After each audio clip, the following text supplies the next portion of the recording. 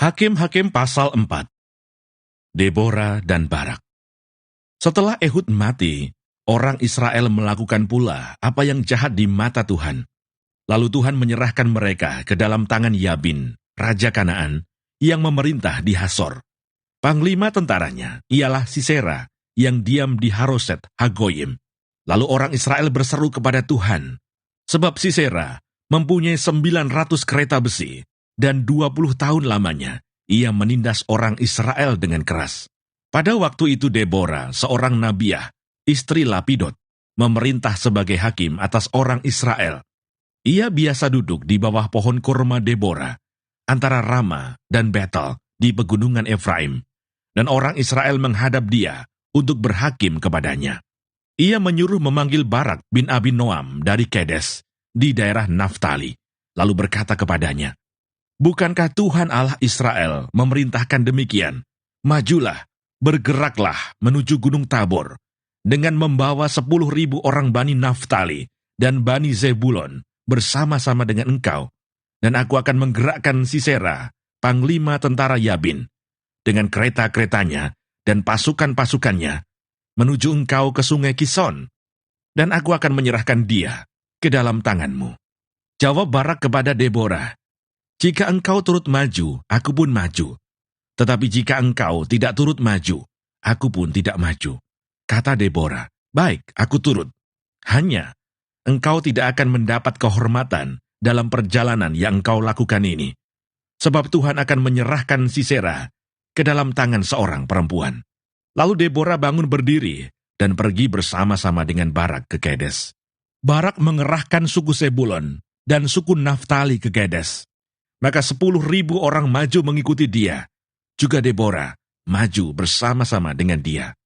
Adapun Heber, orang Keni itu, telah memisahkan diri dari suku Keni, dari anak-anak Hobab, ipar Musa, dan telah berpindah-pindah memasang kemahnya, sampai ke pohon Tarbantin di Saanaim yang dekat Kedes.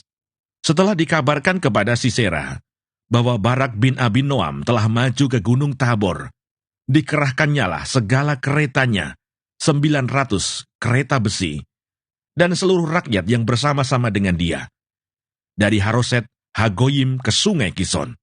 Lalu berkatalah Debora kepada Barak, "Bersiaplah, sebab inilah harinya Tuhan menyerahkan Sisera ke dalam tanganmu. Bukankah Tuhan telah maju di depan engkau?" Lalu turunlah Barak dari Gunung Tabor, dan 10.000 orang mengikuti dia, dan Tuhan mengacaukan Sisera serta segala keretanya, dan seluruh tentaranya oleh mata pedang di depan Barak, sehingga Sisera turun dari keretanya, dan melarikan diri dengan berjalan kaki. Lalu Barak mengejar kereta-kereta dan tentara itu, sampai ke Haroset Hagoyim, dan seluruh tentara Sisera tewas oleh mata pedang. Tidak ada seorang pun yang tinggal hidup. Tetapi Sisera dengan berjalan kaki melarikan diri ke kemah Yael, istri Heber, orang Keni itu.